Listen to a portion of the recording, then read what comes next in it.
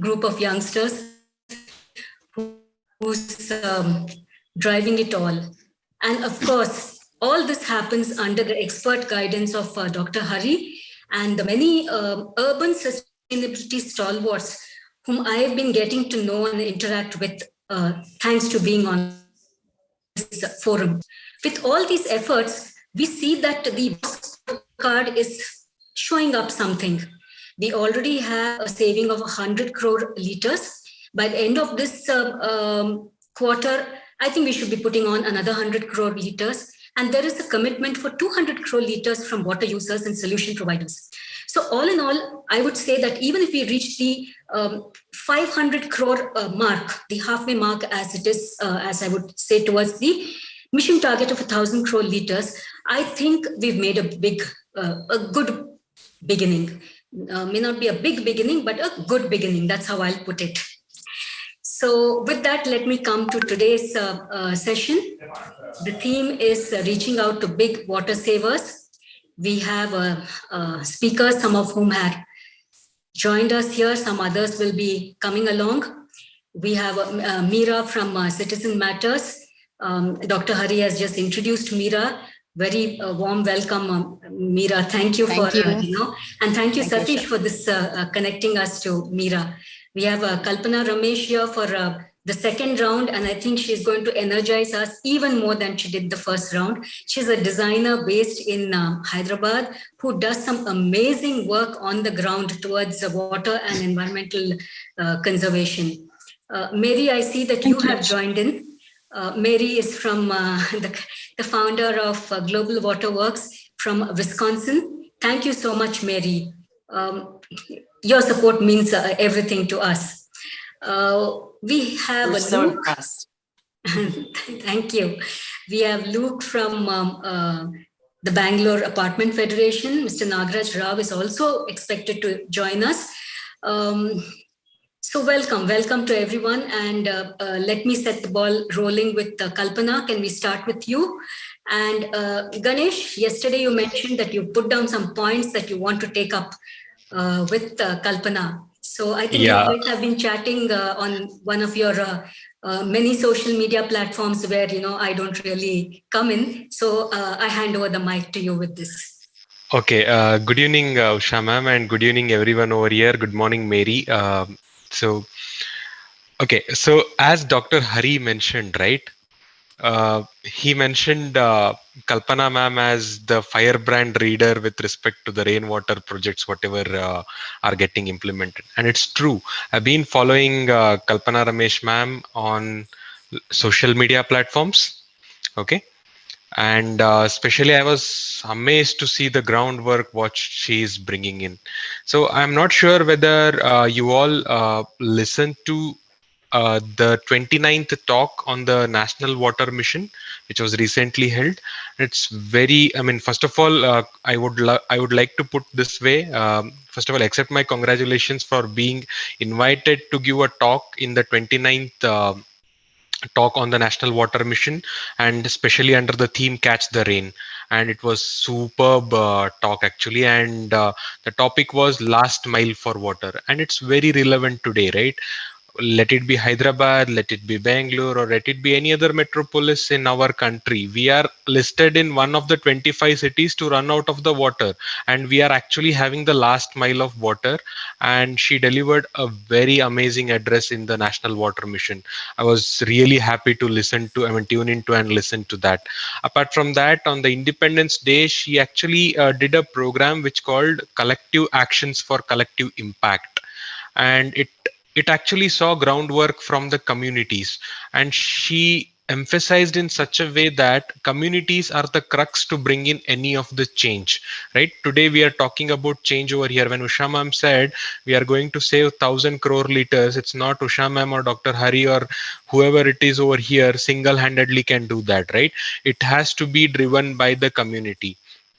And she emphasized on this fact very well, and I was really happy to see a plethora, a crowd of volunteers who were involved in cleaning up of heritage step wells in the Hyderabad area, the Kalyanis of lot of, I mean, the Kalyanis which were in ruins in Hyderabad area. I mean, she has put it up very nicely, and community understands the impact of saving the water today.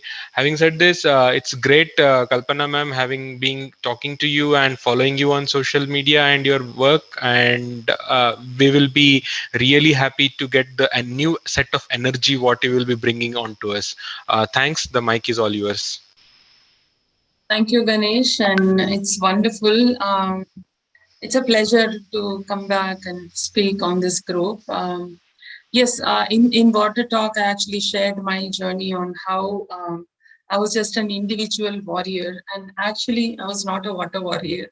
I was actually just another citizen. But how did I get connected to water? I mean, after I did that sustainable home, and saw the results, then I thought this is something simple and it actually works very well. And why not take it to communities? So took it to community, the immediate community that I live in. Though initially people didn't believe, but comes 2016 and, really bad summer, like people were rationing water in most of the communities around us. But the efforts that we had put, we didn't have to buy a single tanker through the summer in that community. So after seeing these efforts, I thought it should be taken on a bigger platform and taken far and wide. So I've been working on ground for almost 7-8 years now. And the sustainable home happened in 2011. So a lot of learnings on ground. I mean, starting as as an individual and only a sustainable home, and you just know your community and you know the system that you have made happen. But going into the public arena was something else. Trying to understand their mindset. When I started working for the lake, many people, questioned more than trying to understand me. And absolutely, I mean, I was put off a number of times. I'm sure people here can relate to it because they don't relate to water. They don't connect to water. I constantly remind myself that I connected to water and, because of a success story that I was able to create. If we can connect people to water in that way, set some good examples and showcase these examples, then people will start believing that these things actually work. So starting from zero support, the first lake that I picked up closer to my house, we've done more than, I had done more than 42 or 44 meetings with communities, just randomly in parks, in their own societies, and absolutely strangers to me, don't know anybody there. But I understood that unless I connect people to that water body, I'm not going to achieve anything. I mean, I can get a CSR, do up the lake and maybe understand some, bring back the water quality and stuff. But if I don't connect people, it's not going to be sustainable. But luckily, I understood this before even I started work on the lake. So initial support was almost zero. After doing these one-on-one meetings with people, if the first cleanup, actually no one showed up, only me and my supervisor with them. So it was a huge disappointment. Like, why is it like this? I mean, why are communities not coming forward? And this is for their own good. And you have sensitized them one-on-one. Still, what are the issues? So most of them point out to the government that it is the government's problem. They are supposed to do, whether it is rainwater harvesting or lake restorations or what. So, it always comes back to that. But never does anyone realize that you are drawing groundwater every day. Isn't it your duty to put back water into the ground? And rainwater comes free to your rooftop. All you need to do is manage this water. This simple sense of giving back. And everyone is connected only to the tap and tanker. Even today, most of the communities and people that we talk to, they don't think what are our resources. They don't have this larger picture in mind. They're only connected to the tanker and tap, both are affordable, right? They're not, it's not something that it pinches them. So it's really not their worry. And I also feel groundwater is a resource which is invisible. We are not able to showcase how much we are losing, what we had, where are we heading. This is something we can talk, but we are not able to showcase them. And our visible water bodies are in such a bad shape. I mean, that itself is a big pull and push and nudge to get people to work on. So it's hugely challenging. But what I saw was, if you stick to the game, if you are there on ground every single day doing something, you do have people come around. It may be the most negative people that, have try to get back at you and whatever. Today all of them are working with me, so it's a pleasure. It's something that you need to understand, that you have to have a lot of patience, perseverance, and we can push people to do the right things. In that lake, we had 12 inlets coming into the lake, sewage inlets. So I understood that if we work decentralized, we can create a change. So I got communities to actually remove their sewage lines out of the lake and got it back into the legal, drain network. It was a huge challenge for me. It was unimaginable, but I was very surprised that people actually made this happen, paying the government a few lakh rupees, which the builder is supposed to have paid, but now he's out of the picture.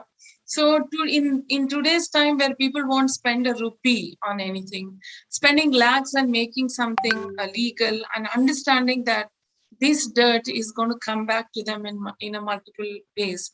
So just by awareness, we were able to do that. And clearly we saw 30% reduction of sewage that was coming into the lake. So awareness definitely is very, very important. I feel even for rainwater harvesting. But the point is, initially I used to go with this plan, like a detailed project report, like we do in our design projects, just go and give them a plan. So then later on I understood, I need to understand what their plan is. What do they want to do? What are they connected with? What are their issues? What are their challenges? Then I work backwards with them, understanding, because in this country, there's no public opinion. We hardly listen to them, but I learned to listen to them.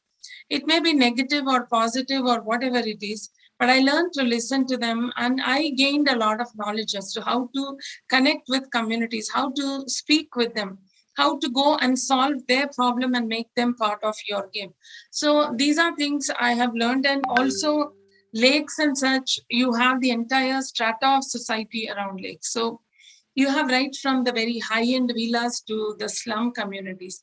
And each person, the kind of awareness that we have to give is very, very different. This is a very simple thing, but I understood it, after having several conversations, then I understood that what I need to tell the, people from poorer background is very different from what I need to talk to the people from the villa communities and how they can become the change.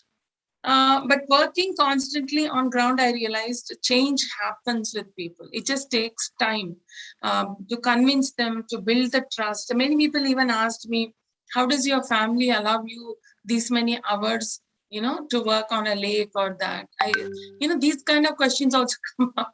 I'm like, I said, I have a very supportive family. I mean, I'm just lucky. I'm this blessed to have this.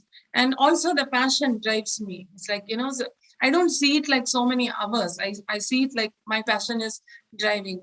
So starting with lakes, and then I was able to build communities around 5 different lakes. And there are several challenges with politicians, with encroachers. So I also understood we have to work with the wrong people to make something right. So that is another thing I learned. I self-taught that everyone who is going to work with me or who I want to work with are not going to be on the right footing. They may be on the wrong footing, but we have to take everyone along. If we cannot ignore anyone and work with only a small set of people. So yeah, so you have put it very nicely, Kalpana ma'am. So you cannot work single-handedly. You have to work as a community and in a decentralized way. to kind of solve the city's issues, whatever it is. I'm not talking only about water, it can be about anything related to administration. From everything, it has to be as a community, and you have put it in a real nice way. So yeah, I hope like whoever is also tuned into our YouTube live stream are getting some crux of it, and there will be some sense of responsibility from now on with usage of water or anything like that. So I mean, it was a great emphasis what you put. So maybe like now we have a lot of other speakers who are speaking in. You have put a very nice narrative we can build on top of this, right, Usha ma'am? Yes, sir. Thank you, Ganesh. Welcome to many others who have joined in, after we started the session. Mr. Nagraj Rao, Dr. Raj from Chicago, many others I see. Thank you. Thank you for being with us. I'll move on, but before I move on, Kalpana, I just have one simple question for you. How do we get more Kalpana Rameshes? I mean, I'm sure there are many others like you too, but how do we reach out to them, identifying and connecting those dots? I mean, I think this is what you mentioned in your last meeting when you attended with us. I mean, that seems to be at the bottom of everything. Hats off to you. I mean, we'll keep coming back to you. I just... Passion, I think, passion is very, very difficult to replicate, right? Passion is very difficult to replicate. But what you can do is inspire people. You can get more people into the game, and once they are inspired, I mean, you will find a lot of champions in the way. In fact, I'm requesting the government to celebrate champions in the city who are already doing right things, who are actually so lost. I mean, you have to find them and award them or bring them in the forefront. I mean, that's the only way. Absolutely, that's what we are trying to do here at WOW. We have the WOW Commendation Awards, and when we say reaching out to big water savers, it's exactly what we are trying to do, to get them on board, to honor them, to recognize them, and get them to inspire others. I mean, it's like a chain. It just moves from one to the other, one group to the other, and till this becomes a way of life with us. I mean, I think that's the only way in which this water situation can ever get solved. Thank you, Kalpana. We will come back to you. Let me move to Meera. Meera is the co-founder of an award-winning civic media platform. And I'll just begin with something which, Kalpana also mentioned, that change happens with people. And when I was seeing some of your articles, this headline caught me, Meera. People can and do change with the right kind of behavioral intervention. A recent study by IIMB shows behavioral intervention can lead to water conservation. Please tell us how this happens. How can we get more citizens in Bangalore to shape their own water future? I mean, it's in their own interest, it's in all our interests. So with the kind of work you've been doing in empowering citizens to come in and improve their cities and make them more livable, I request you to take over. Thank you. Thank you, Usha. And in fact, when you reached out to me, I was just asking you, saying like, why me? There are a lot of experts in Bangalore who are like much better in understanding and proposing solutions to the water challenges of Bangalore. And you said, no, I've also done a bit. So I was actually like just thinking about it, like, what is it that I am coming in with? What have I learned over the years? And it's, I'm no expert. I don't think of myself as an expert per se, but being, having been managing Citizen Matters, being part of the team, editing the stories, I've had the privilege of coming across a lot of citizens who are as passionate, like Kalpana was saying, it's about getting involved because it's our own future, right? So it's been amazing seeing so many active citizens, as we call them, who have been part of so many initiatives, right? From, saving lakes to installing like water meters, or implementing rainwater harvesting in their community. There's so many things that people have kind of taken charge. And in fact, when people from other cities come to Bangalore, they'll say, oh, you Bangaloreans are lucky. You have a lot of people engaged. In our cities, it's not so easy getting people involved or getting them to take notice. There's a lot more apathy there. So comparatively, Bangalore is like much more in that way evolved, as citizen. as citizens here. So that's I think our starting point. So we have a bunch of active citizens. The question is, how do we build on this and get to the next level? So if I can just ask some questions. I thought I will just share some. I have a diagram I wanted to share, and I just thought we can have a conversation around it, saying how does it matter? How does each aspect of water matter to us? And fundamentally, we've we need to understand why. Of course, we can't live without water, and there's been all these stories in the last few years saying the city is running out of water by 2022. There'll be lakhs of people who won't have access to water at all, and so on. And if you look at it, water is a perfect example of all that is wrong in our city. Not just from an environmental perspective, but also in issues of governance, in issues of equity. Look at who pays how much for water, right? What does somebody living in a bungalow in Richmond Town pay versus what does somebody living in an apartment in Bangalore versus what does somebody living in a low-income community in Ijipura, right? And there's a huge disparity in that. And it's crazy, the fact that somebody from a low-income background actually pays way more per liter of water than somebody who lives in a well-to-do household. So I think these are issues we need to understand and think of it holistically. It's not like we can solve problems in silos. Yes, I have implemented rainwater harvesting and therefore water problem is solved. Unfortunately, it doesn't work like that, right? The issues are complex and it's all interlinked, including whether, like I said, from governance to garbage to economic, the whole economic cycle as well. And the other reason I see why people are sort of getting involved in this, so a slow realization of the fact this is sort of defensive action. We can't continue to live in this city if you don't solve this problem. It's for our own future, our own family's future, our own children's future that we're actually trying to improve the city and make it better, right? So it's not about an altruistic motive that we're saying we want a better society, but it's just for our own sake, we need to kind of get involved. Otherwise, things are obviously not going to improve. So I think with that, I would just say it's been wonderful here. And if, with your permission, if we could, I'd like to pose certain questions. And I thought there are actually a lot of experts. I see Luke there and I see Nagaraj Rao. So I think there are a lot of people who already know a lot about the issues as well. But I thought it'd be nice to take different aspects of the topic and understand what is it that we can, in what we have done at each step and what we can do as well. Because coming from my own example, I've, as with my non-citizen matters hat, as a resident, as part of my management committee over the years, I have also been involved in the, in projects in my apartment. We started with rainwater harvesting, and then we, fixed the STP and retrofitted dual plumbing into the entire set of flats. And I've also volunteered with the nearby lake rejuvenation initiatives, etc. So have some understanding as an observer and as a volunteer as well. So I thought, and I'm sure there are lots of people here who've also been quite actively involved. It'd be nice to kind of understand what has worked, what has not, and how do we build on that actually to get to the next level. Yeah. So I'll just share, just a small diagram. I thought it'd be useful for the conversation. If somebody can just share it in the screen, that would be useful. Yeah, just share.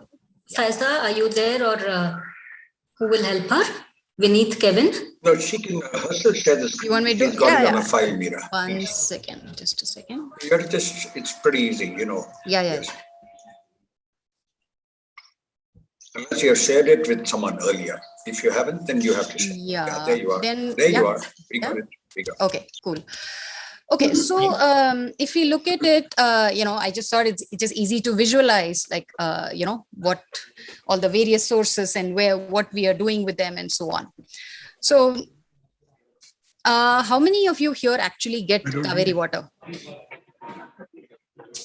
Is there a... I would reckon about 25%, because everyone is in the outlying, whatever, beyond the ring road. Yeah. 25%. Okay.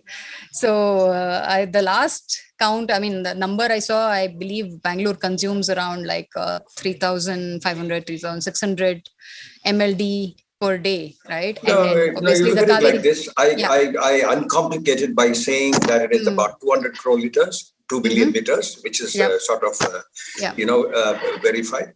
About one half of that post leakages come from Kaveri. Correct. The other half we are going down. That's it. You know what we are doing. Yeah. We're going down and down, and I don't know, Bangalore and all, we see like levels of about 1,600 feet. Yeah, I've heard of 1,800 that feet, as well. Meera. Yeah. We have no more water left. We are touching water which is 5,000 years old today. Yeah. Correct. We're going to get oil pretty soon. Yeah. Absolutely. Yeah. So, and the city is kind of now with whatever Kaveri, with all the 1, 2, 3 stages. And then stage 4, we thought was like major. We got some 500 odd MLD. And now we have stage 5 and we're getting another 700 odd MLD. And that's going to be for the peripheral areas. But really, I mean, it's still not enough, right? It's still probably around like, a little more than about 60% of the need really that Kaveri can fulfill. And again, we're talking about getting water from Linganamakki, Yettinahole, whatever, Almaty, all sorts of, I have no idea where we're going to go get all that water from. It's kind of crazy. And again, look at the environmental impact of that, the carbon cost of getting Kaveri, like, and given that, like the amount of energy that is being pumped to get it, it just doesn't make sense. So between like, We've done that for your sake, Meera. We did that account of every 5 days. It is coming to 260 million units of carbon kgs. 260 million kgs, which is, 0.26 GTE. I mean, in terms of, your million ton equivalent and gross gigaton equivalent number. It's crazy. And if India has to, achieve those 2030 protocol ambition numbers, you know those numbers. We can't do it if, cities are not going to behave. Exactly. We have to, like you and Usha said, we have to shape the water future, but the government also has to step in at some point. Okay, back to you. Sorry. Can I make a comment? Yes, Raj, please. I'm so glad to see activists like Meera and Kalpana here who are thinking about the problem. And like you said about experts. Experts are many. They can help unless only when citizens really are willing to use that expertise. And we have all the technologies in the world to recycle, reuse water. And there are examples around the world, right, in India. But we have to mobilize the citizens. And that's where people like you, ordinary citizens, you don't need any expertise. You have to be a water user to understand that you're shown this beautiful chart of where the water comes, where it goes. This recycle, reuse has to become the biggest component, and conservation. Saving water, every drop saved is a water that is available to us. And every drop recycled and reused is water that we don't have to draw from some faraway source, spending carbon and energy and all that. So if each citizen and if influencers like you can mobilize 100 people, start with 5 to 10 people in your own circle of friends. Tell them, hey, this is an urgent thing. You have to do it. Don't you? You can't live without water. And this is what every citizen has to do. So if we get some activists say we have 10% activists in Bangalore around the country. If those 10% can influence another 15, 20% of their circle of friends or all their friends. So this is where the momentum grows. And unless there is momentum of the citizens, government will not act. Government is an inertia. They got so much inertia. They got so much bureaucratic thinking. They put all kinds of major programs in place, but they don't implement it properly. And they are not the right group to implement it. They just have to set right policies and they have to do it. So I want all of you to tell your friends and through all the media, because we have social media, we have all this. So we have to do it. That's all. Thank you. When you said, thanks, Raj, for that. It's a useful intervention you did. How to get to the next level now that we have a bunch of leaders? Meera, I'm quoting you. What are your thoughts further on that? Raj was echoing that in some ways, How to go? See, we have a powerful bunch of. Trust me on this. There are chartered accountants here. There are doctors here. There are CEOs. Many CEOs who are here who have nothing to do with water. Yeah. Right. Yeah. You are modest when you say I don't understand too much water, but you have written so much about it. I mean, you could put together one 2000 with some 4 volumes of 1,000 pages, I suppose, each. So I'm saying you understand it extremely well. We can see that. Look at this chart. But how do we take this? Like he said, see, solutions are available, like we have all been saying. And just now, Raj said, experts can come in only if water users are willing. Back to you, Meera. Right. Also, one last comment I want to make is the CEOs you mentioned, Hari. Yes. The CEOs have maybe some have 10 employees, some have thousands of employees. Right. If they say, as a citizen's duty, if they have messages every month through their newsletters, through their, whatever way they Fair do. enough. Then I will just now invite Satish Mallya, thanks to whom Meera is here today, who is the CEO of a company himself. Satish Mallya, can you talk to us about, as a CEO, what you have been able to do, and what, I'm knowing Meera as well as you do, what would you want to ask her or seek something from her in order that we all gain from it today?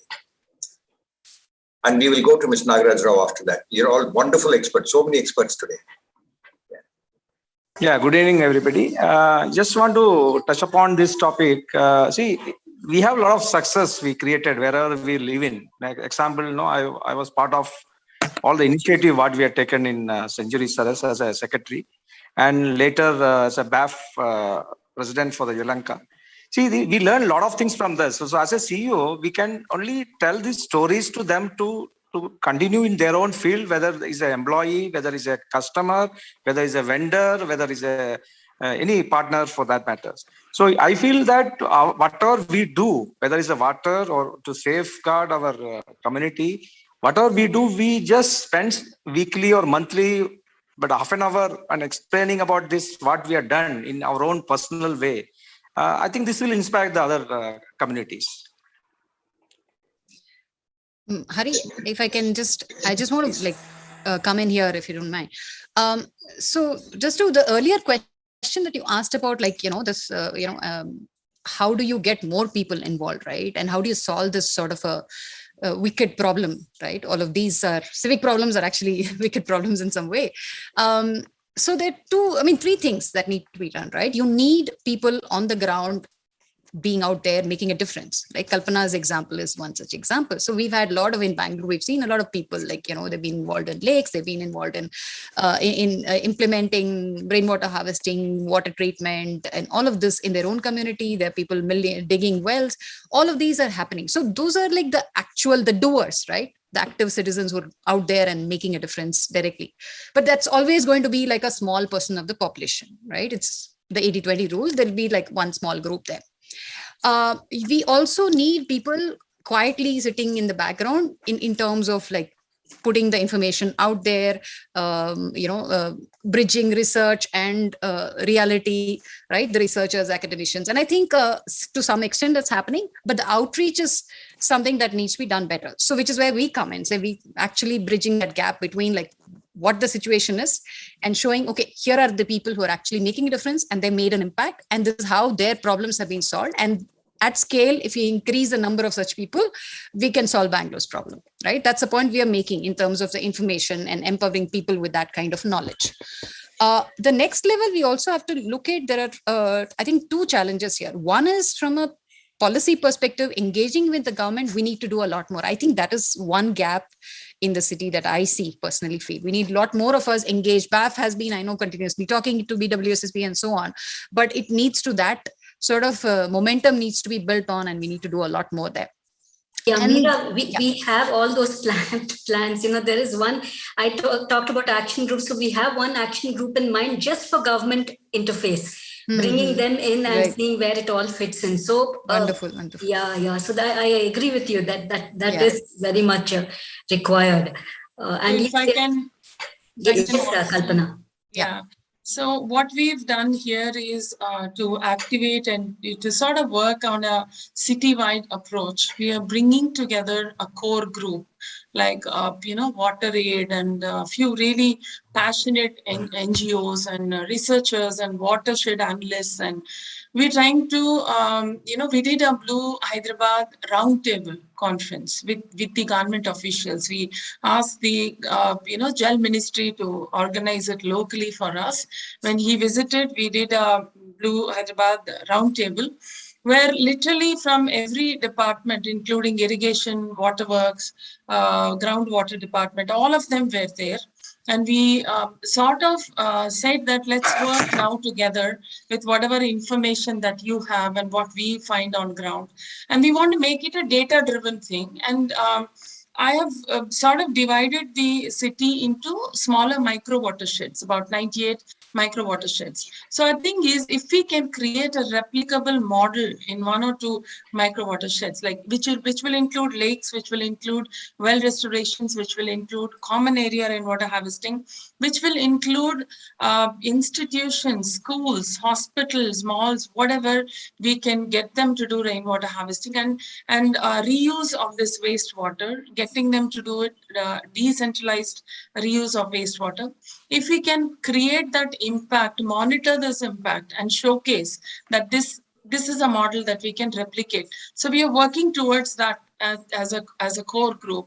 Hopefully we will get somewhere with it. Like you said, you have to have everybody. It's not just the people on ground. You need academicians, you need researchers, you need people who have actually worked with watersheds. So we've also connected with Aquadam Pune. So they will be one of our advisors also.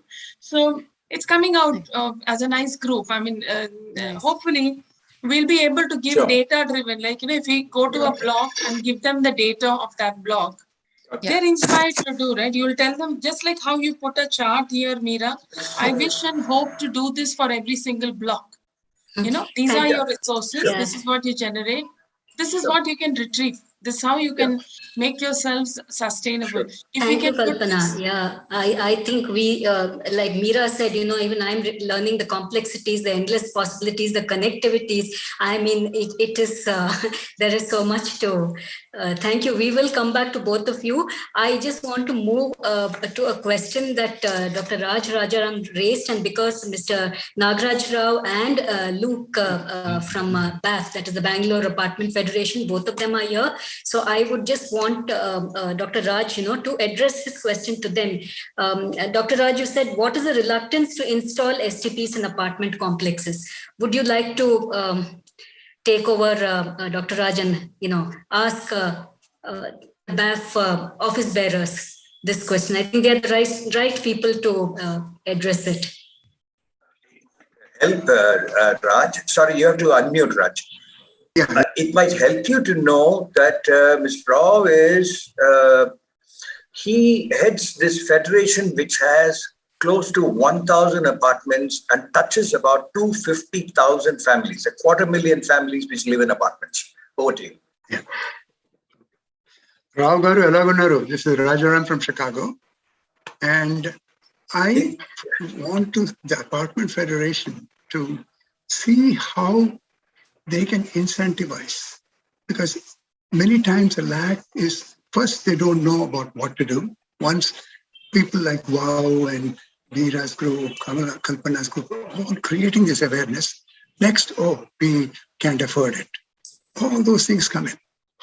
What are those real obstacles for these apartments to do this? Once we know that, then we can work with banks, with government agencies, and within your own group to create some low-cost financing for these people. Okay, to put an STP in this apartment building costs X lakhs of rupees. Okay, how do we, finance it, and how much do we charge each apartment, so that we get it back in a period of 5 to 10 years? What can we do? Aerators, simple aerators, leak prevention, these things. How much does it cost? It costs 100 rupees, 200 rupees. Just give it to them and say, just install it. Send one of the mechanics or some of the maintenance person to go and do it. So like that, we don't want any excuses from the user saying, I can't because, it's too expensive. I don't know where to get it. So remove those excuses. The apartment federations can take a lot of lead in that. And once they get motivated and more apartments do it, then you can see the numbers that Hari is working towards really multiply. Why 5 days of supply? Why not 10 days? Why not 15 days? And this reuse, recycle has to become part and parcel of our life. And unless that happens, we will never solve this. Thank you. Mr. Nagaraj Rao? Sure. We are really keenly looking forward to listening to you. Trust me on this. I say it from the bottom of my heart. I know how much you care and how much you worked the last 6 years, 7 years. God bless. Thank you, Hari. Thanks, everyone. I'm really inspired by the Kalpana's, inspiring effort made to save water. Let me start with my favorite saying that my grandfather saw water in the river. My father saw it in a well. I saw it in a bottle. My son is now seeing it in a capsule. My grandson perhaps will see only in tears. That is the situation now. And we have stopped now getting more into capsule by intervention in Bangalore Apartment Federation. As Hari put it, we have 2 lakh households, and water saving is one of the earliest, even before perhaps WOW came, we initially started off how to save water. The first awareness was with the children 3 years ago. The children did a skit in one of our organizations that they could use this so that the awareness comes very big with the effect on the children. Now, coming back to the water, STP, I leave it to my good friend and an expert in BAF, Mr. Luke, who has been, visiting a lot of apartments, advising them, and he is an international expert, visiting so many organizations. And as far as water is concerned, the first thing is how to save water, not by usage, but whatever that water that we get, let us not waste it. Avoid wasting of water. We have brought in initiatives of rainwater harvesting. Then, of course, the lake reservation, we have not gone very deep into it because we are more concerned with the gated community. Not that we are not interested in lakes, but we have started now doing it. In fact, Luke will give you his experience on the Iblur Lake also. And the first thing and the simplest thing that we could do within the apartments was, as Dr. Raj said, is aerators. We brought in aerators 3 years ago. You will not set everything there. We brought in aerators 3 to 4 years ago. And at the initial stages, we found that we could save 30% of the usage wherever this was used. Second thing we introduced was the water meters, because somebody else should not pay for the water that you use. This also added on to the saving of the water, but it has some challenges with the old constructed buildings. Now, saving water and rainwater harvesting were the two to save water, to preserve water. We have many of the apartments having groundwater recharge with the rainwater harvesting, and we have been able to succeed with a lot of apartments where they have done. Now, many apartments have started telling we don't want Kaveri water for 2 reasons. One is they have slightly become self-sufficient. Number one, I don't say that 100%. Second thing is the government's apathy towards supply of Kaveri water. I have worked in government for 34 years, but still I feel that the apathy of the BWDSSB should change, helping the citizens. First of all, let them think of whatever Dr. Raj said about the wastage, leakage, etc.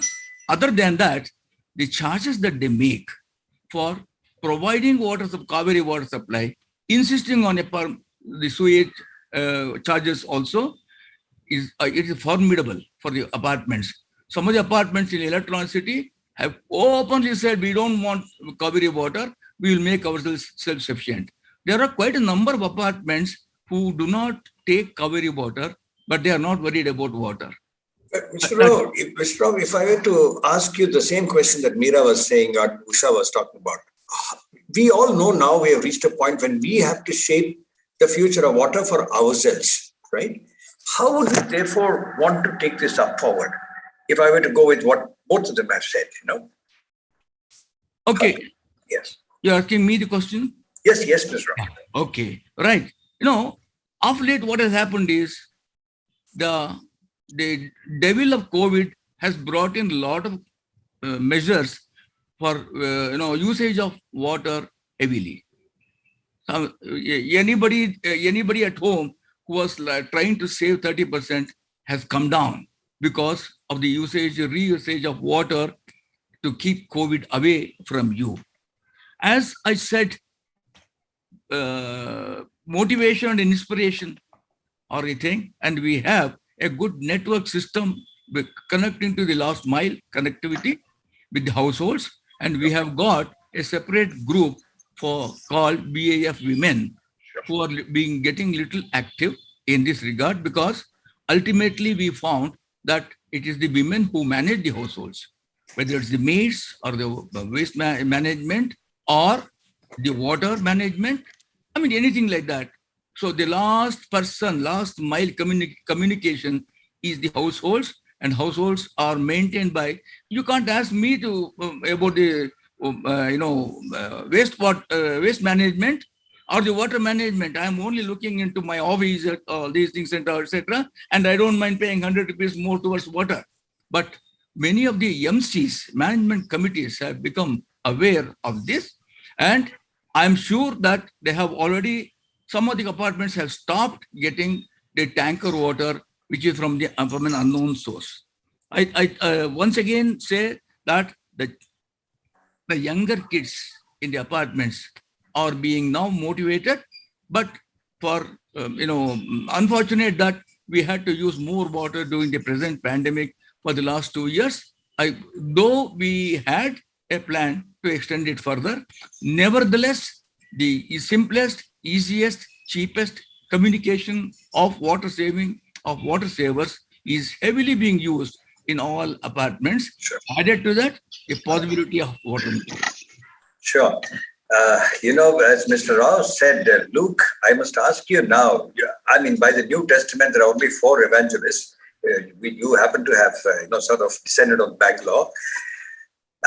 What would you think you should do to evangelize this process of wastewater, which can be 1/2 of the water requirement dropping? And if I were to go by what Nagaraj was saying, we can say, go away, Mr. Water Supply Board, we don't need you, if we did such things. Luke.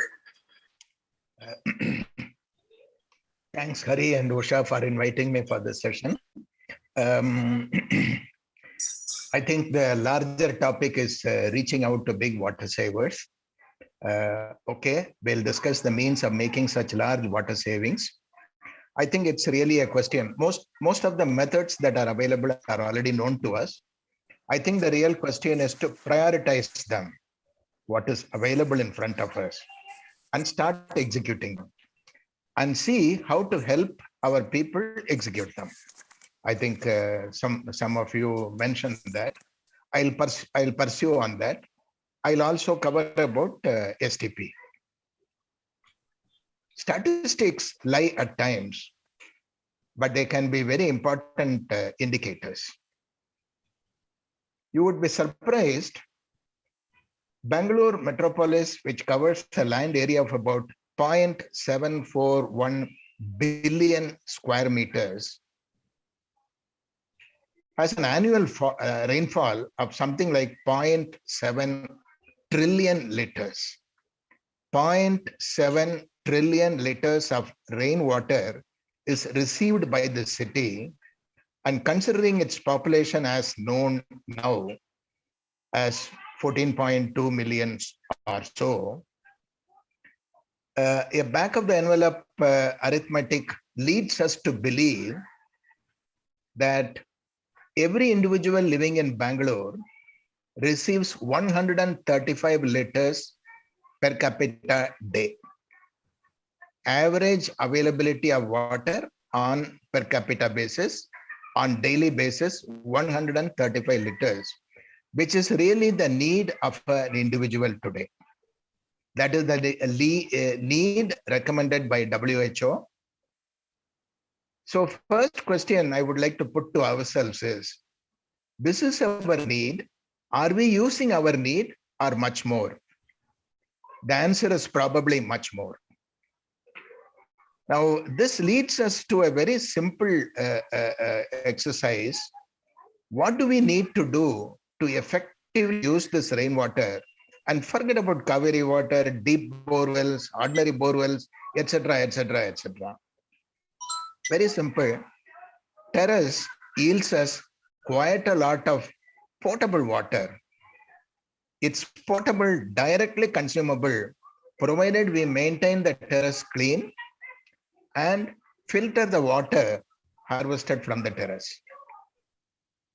This can meet with the need of an apartment complex.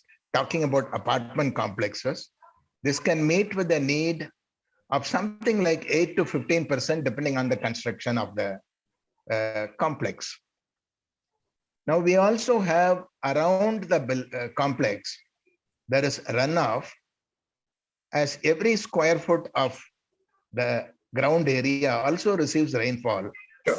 And if you don't mind, instead of going into the solution, this dynamic that, let's say, Meera was talking about, or everyone else has been speaking about, even Mr. Nagaraj Rao just said it, of getting people to know of these solutions. That is more important than the solutions themselves. Would you agree with me?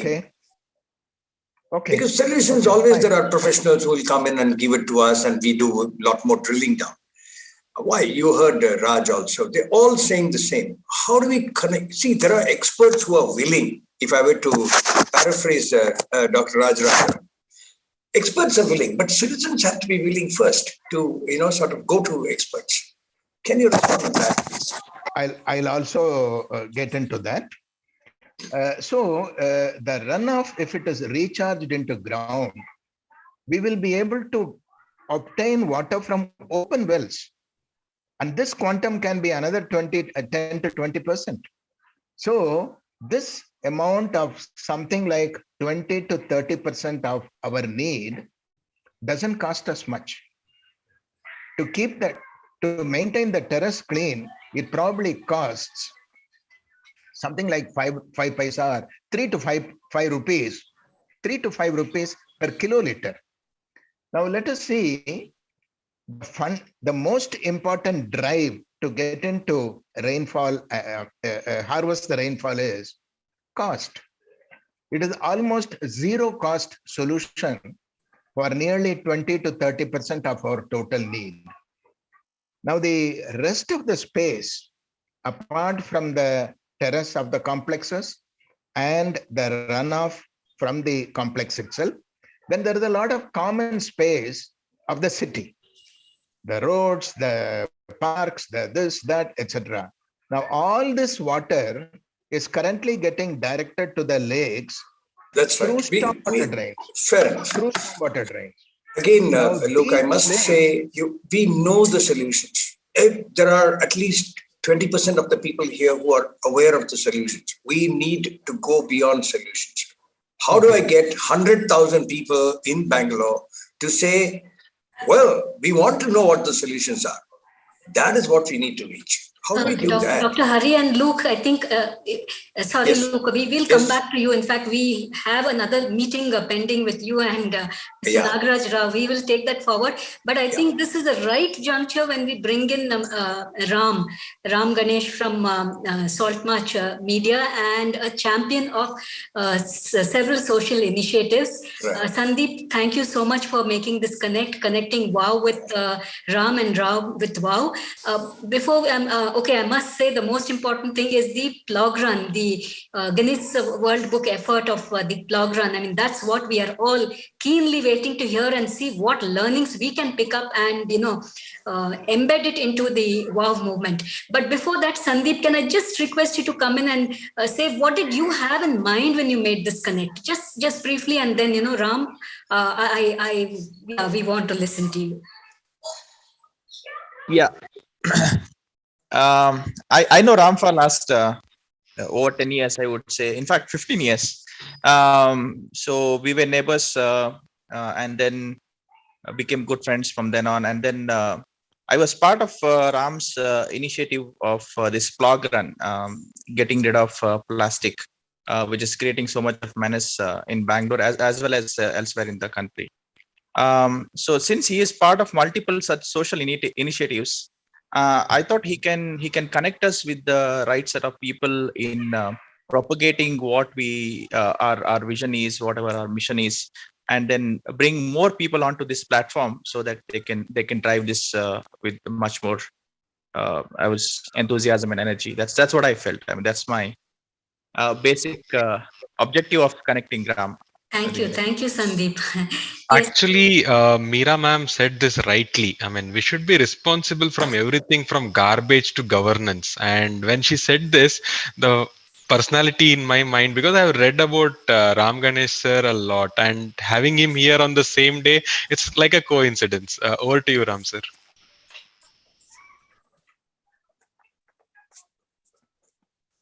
Ram is not there. You have to unmute. Yeah. Sorry, technology, even though, So great to meet all of you here. Good to hear from Kalpana, Nagaraj Rao, Meera, and Luke. I think I've been, guys doing really good. I think as Hariharan is saying, how we can get more people on board is something where, I may be able to do my bit of helping you guys. So just to give you a quick background about me, so I run a media company. I run a tech media company. So I run conferences across India and Australia. So our idea is to, my company is called Salt March. The idea of the name is to when Gandhiji walked, people followed him and became the largest community of Dandi March. And he was such a clever man, that good Guju Bania. He could have taken a bus and landed there in 2.5 hours. It was a distance of about 122 kilometers, they say. But no, he had to walk for 30 days and then get New York Times and everybody else. That is strategy. Go on, Ram. Great. I stay in the city, and I also spend a lot of time around Nandi Hills, where 6 rivers originate from Bangalore. I'm sure you all are aware of it. So when I was walking around one of these, in 2016, sometimes, I saw a lot of tourists come to that spot, and, because they throw a lot of garbage, they throw plastic bottles, and, I tried telling some people, but usually nobody listened to it. And then, so one day I went and picked up some garbage, and I started working, to see if I can, pick up all this, at least, around where I live in Nandi Hills. The next time I realized that, I can do only so much, right? How do I make is an initiative so that people can join? The next time I announced using the social media, I had about 100 people join me in Nandi Hills, because it is a nice area for everybody to come in the morning to do some activity. So we kind of gathered about 100 people on one of the days in Nandi Hills, and kind of cleaned one stretch, less than kilometer. We kind of got about 6 tons of plastic. Just less than a kilometer. It was really surprising for us to really see that kind of a plastic. Then we started continuing this effort multiple times, and then we are able to make some, noise around that area for people to not bring plastic. So that is how it started. That you're talking about. What do you think that experience tells you of what we should do now, if I were to go back to what we started this conversation with? So the idea is to, reach out to as many as communities, especially, as Meera was talking about, there is, and Kalpana was telling, there are a lot of communities who are willing to, do some things, but it's about how do you reach out to them, and how you talk to them, and how you make it easy for them to be part of these campaigns. Because one is, most of these guys are available on weekends. That's when you need to, reach out to them, and maybe create more forums around, get people to come meet, talk about it, initiate, make each one of them as a champion in the respect. Can you help us, Ram? Again, to paraphrase Meera, she said, on people on the ground who make a difference. And then she said, they are the doers. How do we get more doers, even if it is only 2080? Like Kalpana was saying, right? So either get people to come and, give them So it's all about, first, if you can make a core team in each of the area. So my campaign was called Detox Neighborhood. So because the idea is everybody wants to clean the world, but it's not possible if you don't clean your own neighborhood. So if you are able to clean your own neighborhood, you're as part of the whole world because you are living the same world. So that's something like that. Maybe we should work around. I mean, this is my first meeting, and I just got to know about this about a couple of days I'm back. glad you said that this is your first meeting. We hope to have you, into more of them. Meera, you want to engage him on that at this point because Ram is very good. Trust me on that. I've read. I mean, I know he has a very clever, intelligent way of getting this media positioning for making a difference. For MAD, MAD, shall we say? Yeah, go on. So I have a very particular point about this topic itself because we can have all the doers we want. I mean, and Bangalore, we're not short of doers. We do have a lot of good people who committed people doing stuff. But I think we also need a sense of what is a systemic issue. We can, continue to mop up, infra with a leaking tap, right? You can keep doing that. But unless you fix the leak itself, we have to continue mopping up, right? You can keep picking up the garbage. We can keep. So one is, of course, on the citizen side, especially I think from a waste management perspective, there's a lot of citizen action that needs to be done, awareness that needs to be done. But coming back to water, I would say, I think the systemic issues are bigger, both from a policy perspective and planning. Like, look at, I mean, does our master plan actually consider water as something, a critical component of the city itself, right? It becomes yet another land use map. You have nicely, slipped into the policy domain, but I'll drag you back into the doer domain. Yeah. No, even for a policy, I'm saying all of us need to be cognizant of it so that we work towards it, saying, okay, we can keep doing these little things and we see how that feeds into that push. To give an example from the waste domain, for example, right? This whole segregation that started in all the apartments, right? And that eventually led into, the 2 bin 1 bag, all of it. But now that whole segregation approach has become part of the policy. Yeah. So how do we make, whether it's rainwater harvesting or sewage treatment compulsory? Right now, they're actually penalizing you for, using a shallow well. No, but again, I'll go back to shaping the water future. Meera, look at what our Luke Dhanraj said. We are about 700 square kilometers, 70,000 hectares. And therefore, we are at about twice Bangalore's current demand. We are at some 140,000 crores, if you ask me, of rainwater that falls on this 70,000 hectares of land. Even if I took only, let us say, at the same 1 meter, we took only 10 million liters to a hectare. So I'm saying that what would you want to say to Luke, the evangelist, on rainwater? And he himself very quickly added that this will, at the harvested level, it'll account for, I think he said, anywhere from 8 to 15%, depending upon how efficient we are. Yeah. So what would your response be to Luke? Or is there anything that you would want to ask him? Yeah, just a minute. I want to add another point, sir. Ganesh this side.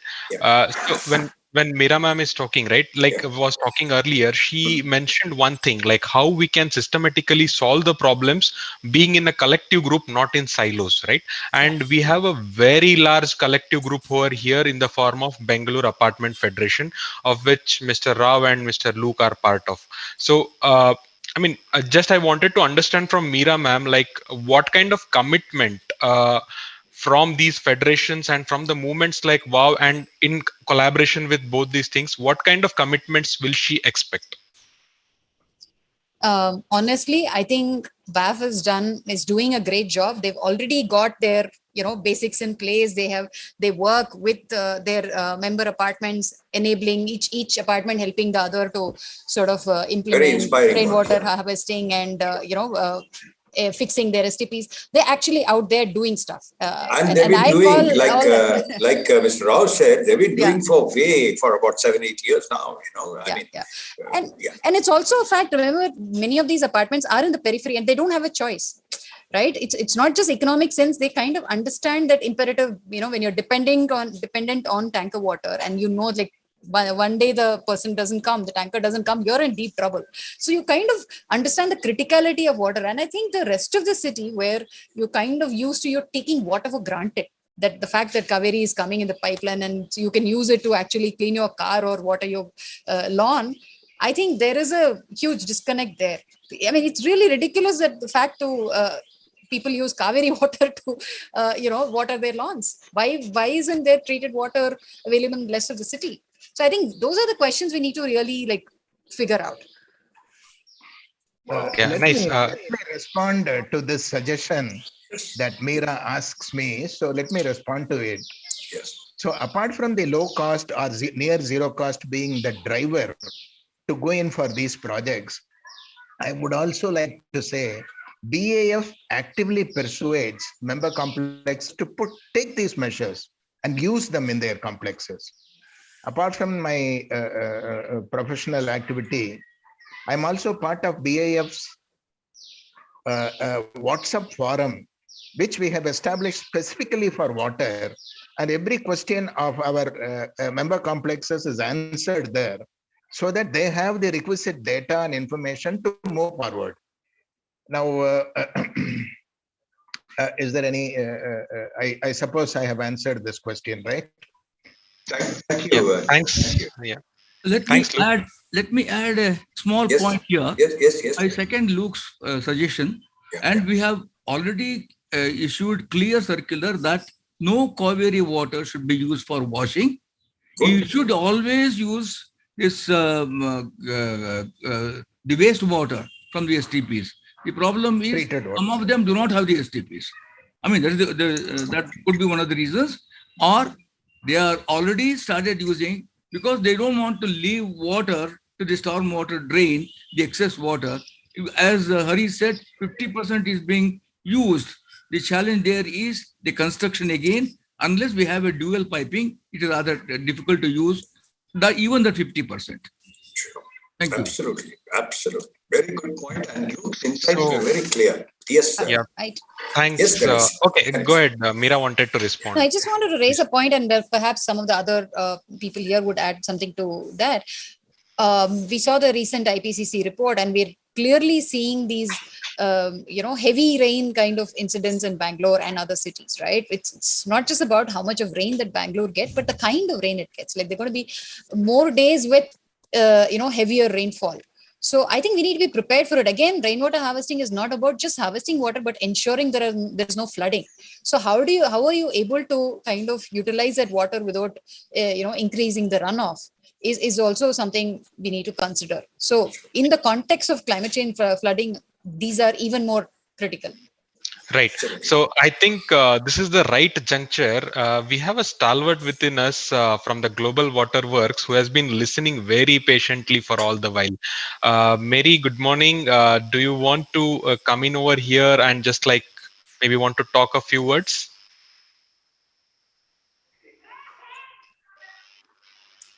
Okay. Hello, Mary. Able to hear us? Yeah. Sorry. Yeah, guys. Hi. I am just so thrilled with what I'm hearing here. And the reason we put together Global Water Works is so that we could showcase who makes water work around the globe and learn from each other.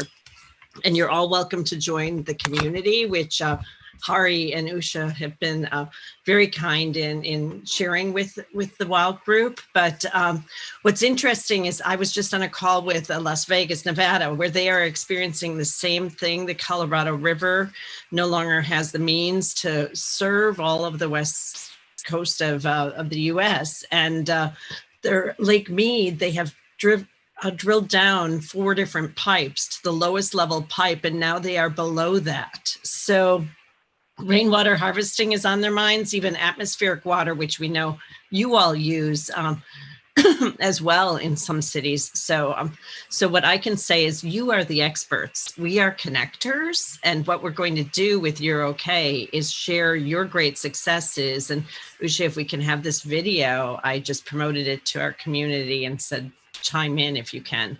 But the combination of the best practices, the human engagement, so important, Meera, to make that change happen.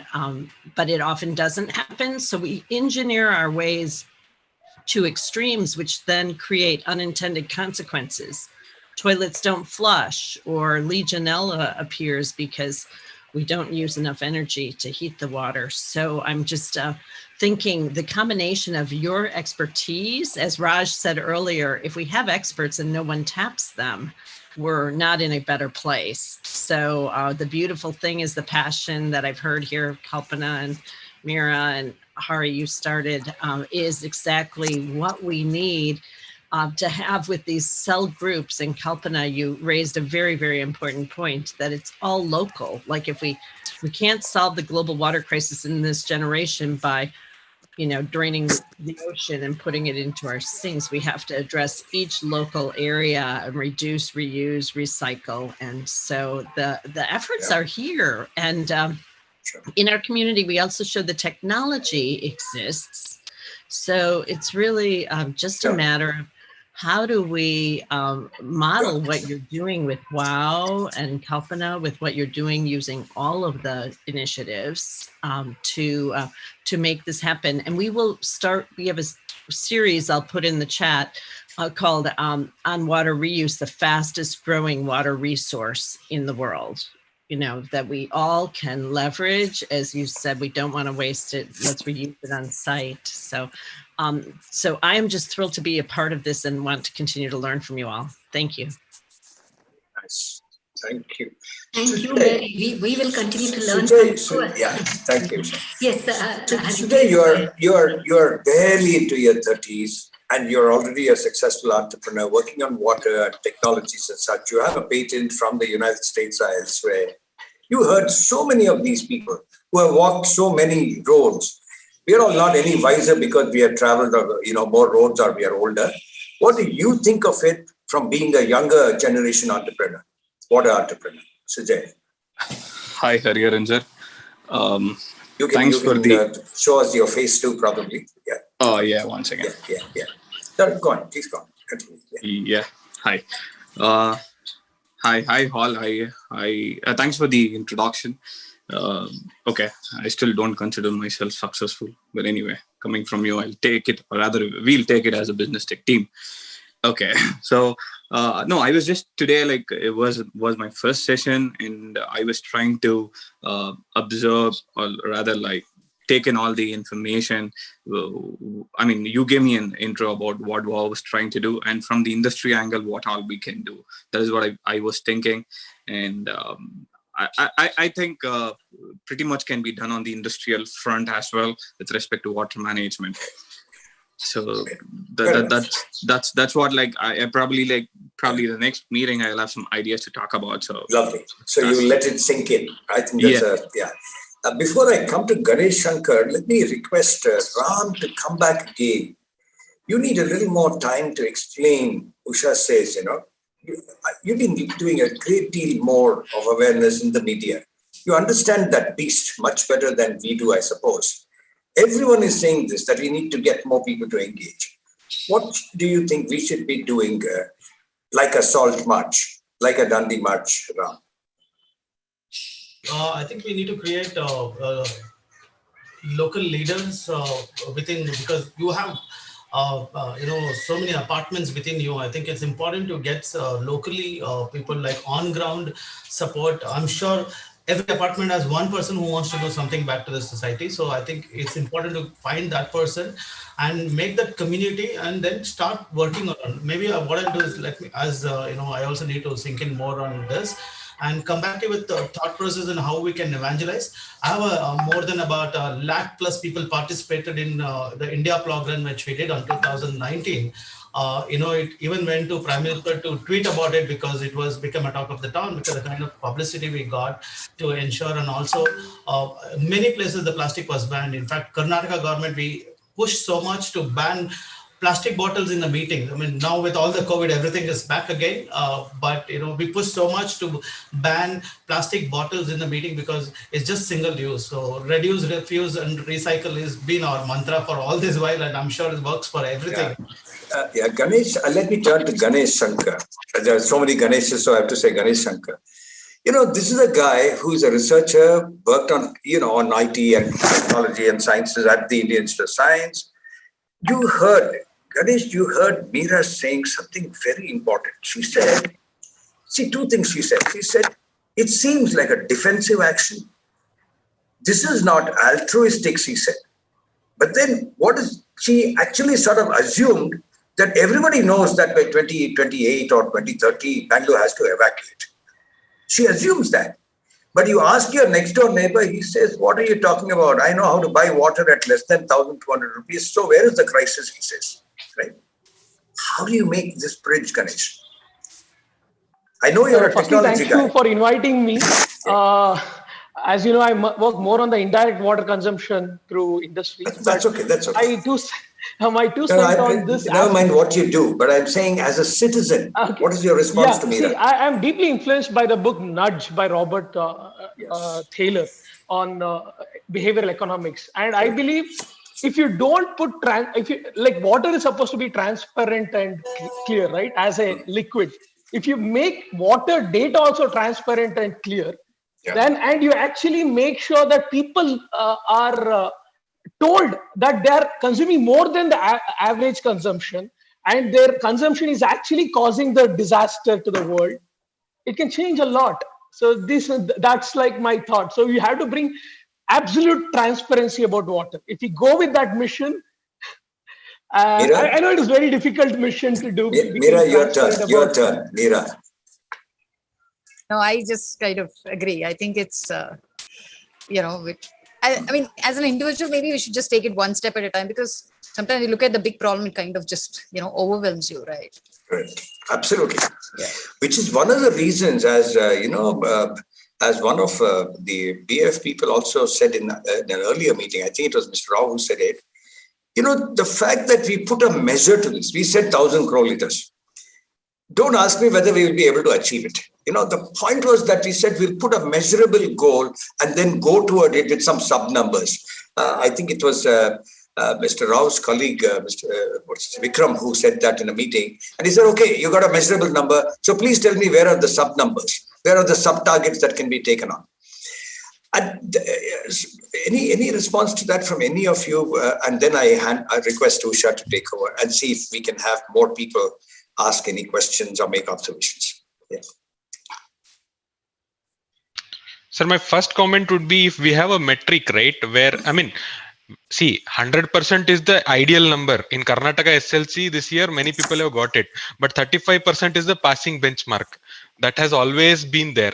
Okay, when we put a number associated with it, right, it gives two things. One is a passion to achieve it, and second thing, it also gives an idea of what is our level of dedication. Okay, so in that matter, having targets and sub-targets for such activities is a must, and we are doing it in a right way. That's what my thought is about. If I can just add one comment here. It just about a couple of weeks ago, we did a story in which we found out that BWSSB actually had made this whole metering compulsory sometime last year. Yes. Nobody knew about it. Even in within BAF groups that I'm part of the group, really, is that true? When did they do that? And they have not issued any penalty or whatever. I mean, putting a rule without enforcing it is as good as not considering it, right? So I think what is the intention? If you're talking about metrics, the point is to measure, understand, and take action. Unless we close the loop, just data for data's sake, I think it's just also ridiculous. Having said that, as somebody who's also been part of the setting up meters in our apartment and all, I think this is a problem, at least from an apartment perspective. Metering is an issue, the kind of the technology and the invariably the whole retrofitting sort of thing, right? Because most of our apartments were done earlier, and either additional pipings or the having meters at different points is a little complicated. That is something I think we probably need to see more research and investment in. This is my sense as a layperson. This is something we do see a gap in. I just want to add the point about transparency and metrics are both very important. Ensuring that people are adequately informed and provided requisite information that this is going to be so much cheaper for you, and this project is going to be with a payback period of only 2 years or thereabouts. These can importantly help people take the right decision. And then we are quite aware of the paradigm, measure and perform. What gets measured gets performed. So if we can have a means of measuring to what extent these recommended methods are adapted by them, and to that extent, if some price incentive can be considered, let us say, in some manner or the other. I'm not specifically making any specific recommendation. In some manner or the other, that could be a great help. Thank you, Luke. Yes, I think that's. I had a question to Luke. Can I ask? Yes. Yeah. So, look, most of the communities here, and we were discussing fresh water being used in ISB. The entire campus, the flushes are, the flushes they use Manjira water, which is the municipal water, which is pretty much in many of the communities, and the wastewater that comes out. Treated water, part of it they use. Most of the treated water every day is thrown into the drains. So what are you guys doing in Bangalore? I mean, what are these methods, or how do you take care of this? I mean, you have sufficient water reuse that has happened. Maybe you used in flushes, used in gardening, but then you are left with excess treated water. What do you do with this water? In fact, if you heard Mr. Nagaraj Rao, he raised this issue. That treated surplus water, or surplus treated wastewater, is a challenge everywhere. However, the beast currently in Bangalore that needs to be sort of tamed is the issue of how we do not have wastewater treatment plants. Mr. Rao also mentioned it, and our Luke Dhanraj also mentioned that, if you noticed. So the issue is more or less the same. If you ask me, in Hyderabad, you have the same issues as we have here. If that is, in any city, if you are able to treat wastewater, even if you have dual flush plumbing, and I'm just repeating what Mr. Nagaraj Rao said, you will still have at least 50,000 liters for every 100,000 liters, which is treated and you don't know what to do with after using for landscape, for dual plumb, car wash, everything. If you have a competent STP system, which is PCB compliant, etc., which is another problem we have in this place. So there are many components to this problem, and it will get sorted over time, I suppose. So I visited a community recently in Hyderabad. Yes, sir. You have hit the nail on its head. Right. Yes, it's a lot of surplus water. Yeah. Out of the treated water, only about 50% is usable maximum in an apartment complex. True. The remaining 50% water needs to be thrown out, and it can only be thrown out into the stormwater drain. I was just going to touch this point. Yeah. All stormwater drains are expected to lead to the nearest lake. Now, unfortunately, the nearest lake is in a very bad condition. The lakes, therefore, need to be rejuvenated. Now, rejuvenation of a lake is not like the project of rainwater harvesting or putting up an STP or dual plumbing, etc., etc. Got it. Which we are with you. Which all have very low. Yes, Meera. See, I have a question for that. Yes, sir. Before you raise the question, Meera, let me tell Kalpana and the rest of you. You know, Kalpana, what Meera said is so right. Sometimes we make a regulation, we don't implement it. There is no penalty. There is nothing. Now the challenge here is there is. I mean, let me not take names now. The government has now put in a legislation which says it has to be zero liquid discharge. How on earth, like our Luke is asking now, how on earth will I use water after, all my purposes are served? Unless I decide now, unless they give us a solution. See, if you give us a regulation, give us a solution. Meera, back to you. Yeah, I have a question on this. I think Ganesh has mentioned about putting extra treated water in dead bowels. That is one option. Yeah, people are considering that. There is the other thing is also in terms of getting special permission to actually give it to the lake, which is what is happening in Puttanalli Lake. If your STP is in a good enough shape that can actually guarantee this is like near potable water, then that is another option. Sure. But Meera, my question is, if we can, 1 second. So what if we forget the economics of it, but in theory, isn't it time we actually considered a parallel treated water plumbing system infrastructure around the city, right? You have potable water, non-potable water, and all apartments, wherever there are decentralized STP, feeds into the treated water system. And so you contribute and you consume potable water for the needs that need like for drinking water. And the non-potable goes back into, it can be used by shops, it can be used by whatever local communities for non-potable reasons. Not everybody has decentralized. Sure. And it's really isn't it time to actually consider it at a larger scale? You can't have apartments like whatever 100 apartments, you consume everything in-house. So I think we'll have to get beyond this, right? Beyond yours. I found a No, solution in Hyderabad. one moment, Kalpana. Let's Luke has something to offer. Okay. Yeah, I just want to remind ourselves, this STP treated water cannot really be put into the bore wells. No, it can't. Our bore wells are something like 1,800 feet deep, very deep into crevices and blobs in the rock formation of Mother Earth. Yes. Now, when you send this water, number one, this water has a lot of pollutants. It has high level of nitrogen. It has high level of phosphorus. You got it. Apart from that, there are also fecal coli matter. Yes, E. coli will be there. Now, E. coli can multiply there, and the whole water system of Mother Earth will become corrupt, will be highly polluted. Understood. Thank you. Kalpana? So I found a solution in Hyderabad for this excess wastewater. There's a company called SVS Engineers, and I hope that company really multiplies it becomes multifold. So I found in a large community, they took over the STP. The STP was actually not functioning well, as we all know. They took over the STP. They said they'll pay the power bills, they will take up, and they installed, more filtration plants and stuff.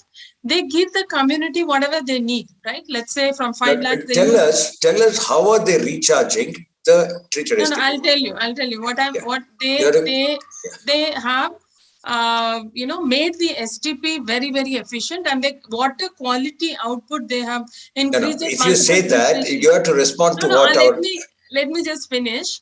So the point is, whatever the community needs, they give that water. The rest of the water, they take it through multiple filtrations, and they are supplying it to companies. I mean, they're supplying it to Dr. Reddy's and people and industries and such. That model is available here. There are leaders right here. Happy because they don't have to pay Kalpana, this is not one organization. Please let me tell you, there are at least 3 leaders in this group.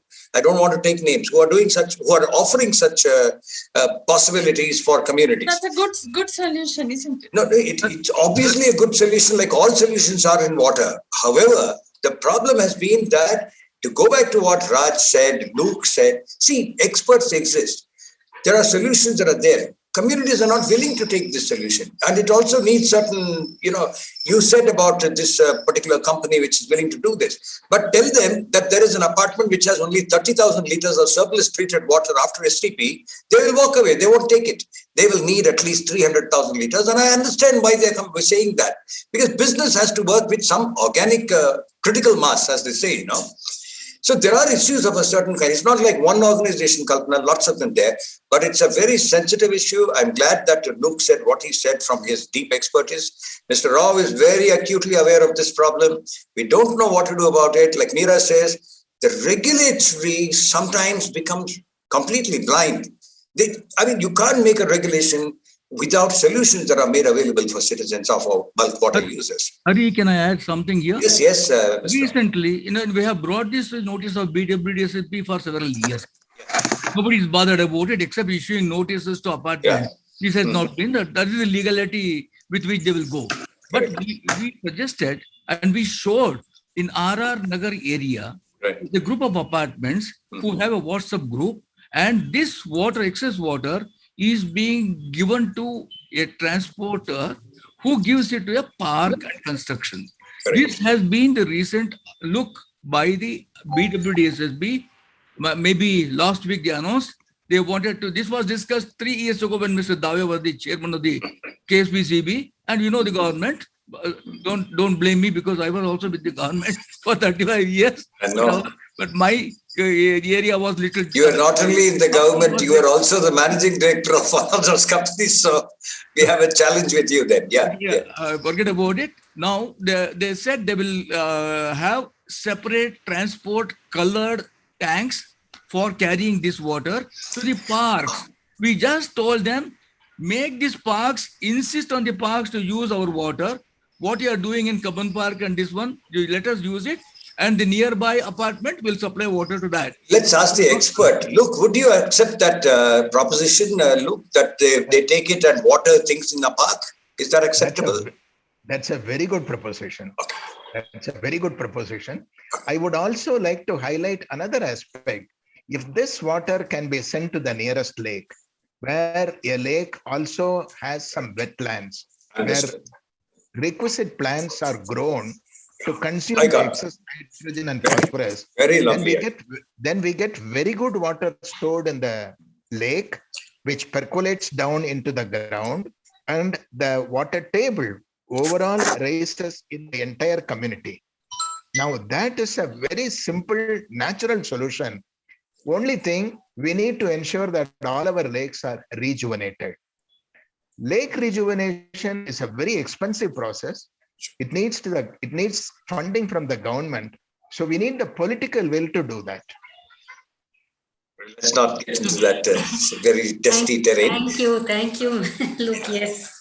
Yeah. So many possibilities. Yes, Dr. Hari. Satish Mallya, first time once again, thank you. But what do you think? I know that you are very acutely conscious of many of these challenges. Both of these veterans are here of BAF. What do you think, Satish, we should be doing? You've heard so many of them. You have three caps that you're wearing. One as a citizen leader, one as a CEO of a company, and then one as a leader at BAF2. Satish? No. As Mr. Nagaraj Rao already indicated, we have put this effort last several years. And I think the result is very slow. And as some time back, I think Ganesh Shanbag also told, we require some champions in each area of whether it's an apartment, whether it's an individual house or gated community. We require somebody to take up this issue. Whether it's economic is not only the issue, somebody has to lead this. There should be the champion come out of thing. I think that is what we want to, focus now. Fair enough. Any single line, what a mind-blowing or at least a thought that will stay with us for until at least the next 2 or 3 fortnights. Meera, any single line that stays in your mind? For example, when Mary said, if we have experts and we don't tap into them, we are not in a better place. Very elegantly said, Is there anything like this that you want to leave with us, Meera, with all of us? I think, when we think of our cities and our own decisions, like, whether to, build a house or where to buy, all our decisions should include this thought about what is the carrying capacity. And it's a very common term from a water perspective, but it's also something we need to really think about what is the carrying capacity of this earth, right? And in a way, it's all a continuous. So if you can kind of have that perspective, I think we'd probably make better choices. Nice one. In fact, I used to tell, when I was selling homes, I used to tell people, don't buy a home until you ask the following questions. And water was one of them. Kalpana, anything from you as a 1 line, 2 lines that people will take away from this meeting? I think we'll have to start working locally and have to create that action locally and inspire people and come up with different solutions. I believe in setting up different models, like one restoration of the well, I have done it with the school. Another well restoration, I want to do it with 25 women that I'm rallying to take up this restoration. So set up these models where communities can pick up in different ways and it doesn't become a burden to them. So set up these models which actually will work. Excellent point. Absolutely. In fact, we were talking, Mary and I and Usha, and we were talking about how we have to take a few public buildings, could be schools, could be temples, and look at the footfall for a year. If it is over, say, 10,000, go and do it there. Small cost, leave lots of messages there. So that, people in the neighborhood, the vicinity, the community will want to possibly be taking it up. Mr. Rao, any 1 or 2 lines from you that can inspire? I have already explained what we intend doing it. Nice. If anything better is suggested, we will definitely try to do it. Thank you. Ram Ganesh. Since there are so many Rams, I'm saying Ram Ganesh. There are 3 Ganeshes today, or 4 of them, I suppose. Yeah. I think we should call for more water warriors or something like that, which catches the word for citizens to be engaged. Because, like, if you see COVID warriors, suddenly there were thousands, millions of COVID warriors came across. I think it's very important to go to what people can connect with a very simple words, because they would want to be doing something and they would want to get recognized. I think COVID water warriors, or call for water warriors as a media campaign we can start. I think that could also be a way. Yeah. This is my Mr. Suresh Pai, you've been one of the founders of WOW. What are your thoughts today? You've heard today has been one of the finest minds, finest quality of discussion today. Please tell us. Thank you. Good evening. My only suggestion is time has come to stop looking at the government for all our water needs. We have to apartments, we have to make water positive and tell the government we don't want your water. And once the government revenue comes down, immediately they look into the aspects where it can improve. So this is my suggestion. So BAF has got a big role to play in making all the apartments water positive. And stop looking at the government. I don't think we should look at the government for our water needs. This is my suggestion. Acquire Purna Swaraj from BWSSB. I think Ms. Nagaraj also said that. Yes, I just want to add here. I have a question. Just one moment. Satish is speaking, ma'am. After that, you're done. Yeah. So I fully agree with Mr. Suresh because when we did some solar project in an apartment where Mr. Suresh also part of it, the first thing the BDA chairman has come for inauguration, and first question he was asking publicly is that, okay, you don't want BESCOM. There's reason you going for a solar. So this will happen because once we are self-sufficient, especially in the area of 110 villages, where still there is no Kaveri water, people are self-sustained with their own borewell and other things. So once you pick up this theme, and I think in apartments, I think it will be a good idea to take forward. Brilliant. Mamta, please, your turn. Good evening, everybody. I have 2 questions. One is for Ms. Kalpana. I want to ask her, when she's interacting with the government agency, was it insisted on, first thing I think now we should insist on the government to do their government buildings first. There has to be a check. Was she successful in that? Your second question? Second question is, of course, related with the meter. See, in rainwater harvesting itself, we are finding it difficult to convince people that it is portable or it is reusable. How do we go about it? How do we go about what? How do we go about? Is there any meter, anything that we can, some suggestion? Let me share most of the time our energy is consumed in telling them that you please use it. I think our Luke sir wants to respond. I'll respond to it. See, if the terrace is maintained clean, the water is absolutely clean. It has some suspended particles, filter it out, you have potable water. Believe me, you have potable water. There are her question is different. No, her question, sorry, she herself into rainwater harvest solutions. Her question is, how do we convince people that this blessed thing is needed? One, how do we get the government to also walk the talk? Yes, please. Go. Okay. We need to appreciate also.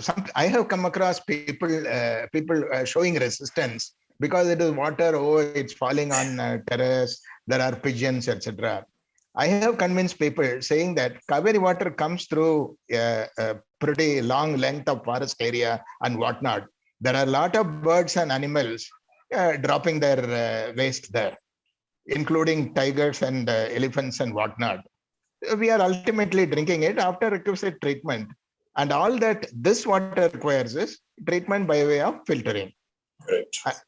Sure. So to answer your question to me, that yes, I have been able to convince a few government buildings to do. The Women and Child Development, campus in Amirpet.